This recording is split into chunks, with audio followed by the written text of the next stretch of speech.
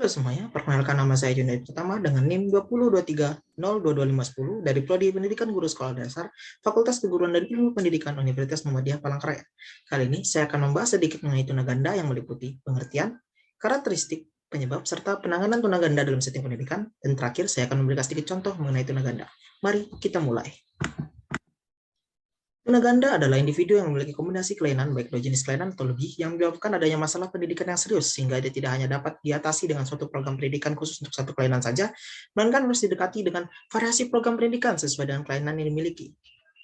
Kemudian penyandang tunaganda juga terdapat beberapa kombinasi ketunaan. Yang pertama yaitu tunanetra tunagrahita, tunanetra tunadaksa, maupun tunanetra tunarunggu tunadaksa. Nah, dan juga ada beberapa kombinasi ketunaan lainnya. Kemudian karakteristik tunaganda sendiri dibagi menjadi dua. Yang pertama adalah ciri umum, yaitu kurangnya komunikasi atau sama sekali tidak dapat berkomunikasi, perkembangan motorik dan fisiknya terlambat, kurang dalam keterampilan bela diri, serta jarang berperilaku dan berinteraksi yang sifatnya konstruksif secara umum, kecenderungan lupa akan keterampilan yang sudah dikuasai, serta memiliki masalah dalam generalisasikan dalam suatu kondisi tertentu.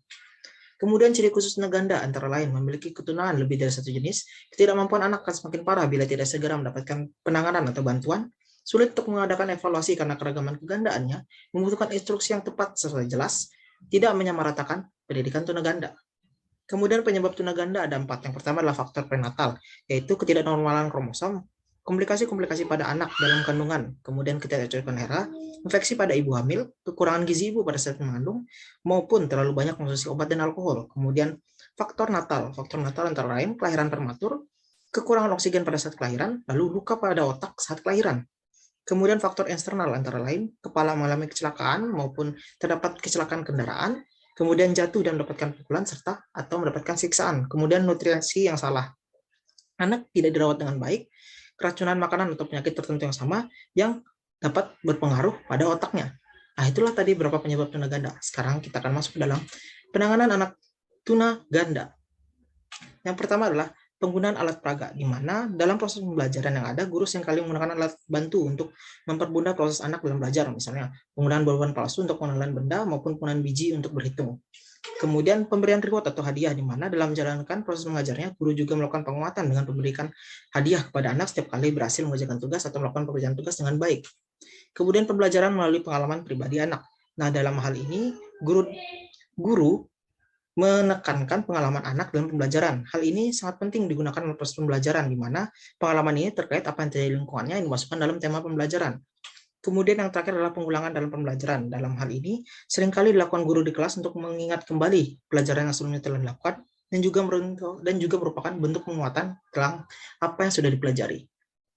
Nah, itulah tadi penjelasan sedikit mengenai tunaganda, dan sekarang saya akan memberikan salah satu contoh dari tunaganda. Berikut videonya untuk Anda. Kita tidak bisa melihat, tidak bisa mendengar, itu bukan akhir dari kehidupan. Tapi justru itu adalah awal dari kehidupan kita, awal start kita untuk berjuang.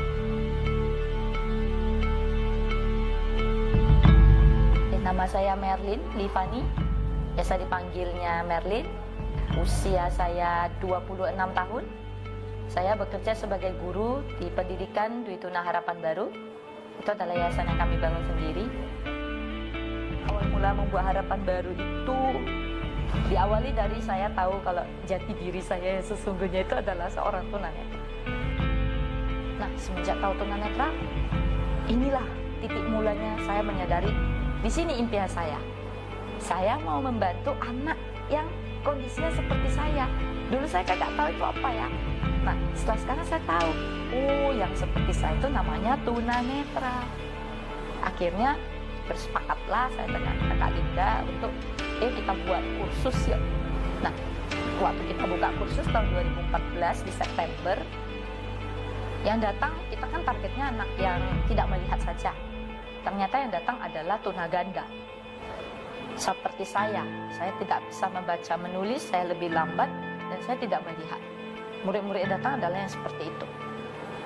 Bahkan ada yang autisme, ada yang keterbelakangan mental, ada juga yang satu anak itu sampai 3 ya, autisme, keterbelakangan mental dan tidak melihat, itu ada. Jadi waktu itu kita bingung ini mau diapakan. Akhirnya kita buka daycare, kita perlakukan anak-anak yang datang ini seperti anak kita sendiri. sampai saat ini kita sangat bersyukur kepada Tuhan, oleh karena izin Tuhanlah kita menjadi yang paling baik di Kota Medan. Yang dipelajari di Harapan Baru pertama adalah trust atau to love. Belajar mencintai orang lain dan mempercaya orang lain. Ketika kita sudah percaya dengan orang lain, kita membangun chemistry dengan guru, kemudian pelajaran yang lain akan muncul. To live. To live itu adalah mencakup bina diri. Kita ada 4 aspek memang. To love, to live, to work, to play. Jadi selanjutnya to live itu bagaimana dia bisa mandiri, pakai baju sendiri, kamar mandi BAB, BAK sendiri, terus makan juga sendiri, semua harus sendiri. Itulah to live. Kita mau resmikan, ada persyaratan dari dinas yang kita tidak bisa penuhi. Kita tidak punya ruang kelas lah, tidak punya ruang guru lah, tidak ada UKS.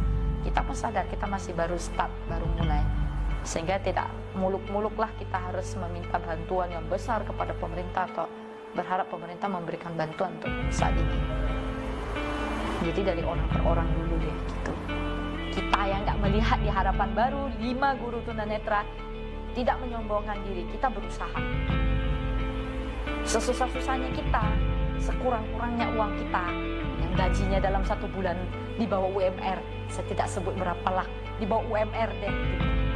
Kita masih berusaha, kita menjual sesuatu supaya kita bisa dapat, kalau kata orang, uang bedak-bedak lah, uang jajan lah. Kita berusaha, kita menjual sesuatu, bukan kita minta. Tahun depan kita mau pindah, belum tahu kapan. Hanya saja ada orang tua murid yang sangat berbaik hati, dia memberikan kita pinjaman sebuah gedung yang dibangun juga dari nol. Kebahagiaan saya terbesar adalah ketika saya bisa melihat anak-anak saya berkembang menjadi orang yang lebih baik. Karena melalui mereka lah, mama saya pun bisa sadar bahwa tidak perlu lagi merenungi anak yang tidak melihat. Saya mau membantu anak-anak yang mempunyai kondisi yang sama seperti saya, supaya bisa punya kehidupan yang lebih baik, supaya dia bisa menggapai impian dia. Karena mimpi itu adalah start awal kita untuk mendapatkan sesuatu yang lebih baik di masa depan. Saya ingin mengajarkan setiap anak itu untuk berani bermimpi dan berani berbuat. Jadi kehidupan mereka bisa lebih baik. Itu yang paling besar harapan saya. Jadi saya berharap Harapan Baru kelak akan menjadi sekolah yang bisa dikenal orang dan bisa membantu orang. Bukan besar ukuran gedungnya atau bukan besar namanya, tetapi manfaatnya yang besar. Bisa membantu banyak orang, menjangkau lebih banyak orang, sehingga orang akan semakin banyak orang yang sadar bahwa setiap manusia diciptakan di dunia ini pasti Tuhan punya maksud, Tuhan punya tujuan. Nah, itulah tadi video mengenai sebuah yayasan, yaitu sebuah yayasan bagi penyandang tunaganda yang namanya adalah Yayasan Dwi Tuna Harapan Baru, yang didirikan oleh Marlin Livani dan 4 orang temannya yang memiliki kesamaan dengannya, yaitu penyandang tunanetra. Di mana tujuannya buat yayasan ini di awalnya sebagai kursus tahun 2014, sebagai awal targetnya adalah anak penyandang tunanetra, namun berjalan waktu rupanya datang juga anak penyandang tunaganda yang sama seperti dia, yaitu Merlin mengalami kesulitan belajar dalam membaca dan menulis karena tidak bisa melihat, dan bahkan ada yang autisme maupun keterbelakangan mental, dan juga tunanetra yang dialami oleh anak didik dalam yayasannya. Pada awalnya mereka kebingungan dalam mengurus semua ini, tapi akhirnya mereka memiliki cara tersendiri dalam menangani semua ini, yang dimana mereka mengajari anak-anak tersebut mengenai trust, kepercayaan, atau to love, mencintai, yaitu belajar mencintai atau mempercayai orang lain. Dan ketika mereka percayakan orang lain dan membangun hubungan, di situ bertumbuhlah pelajaran lain, yaitu kehidupan, to live, di mana to live ini mencakup bina diri anak agar anak bisa mandiri ke depannya, serta mereka menyayangi anak didiknya seperti anak mereka sendiri. Kemudian Kak Merlin juga mengungkapkan bahwa manusia itu diciptakan pasti ada maksud dan tujuan itu sendiri. Demikian penjelasan saya mengenai tunaganda. Saya harap melalui video ini dapat membantu teman-teman sekalian dalam memahami tunaganda. Demikian dari saya. Terima kasih.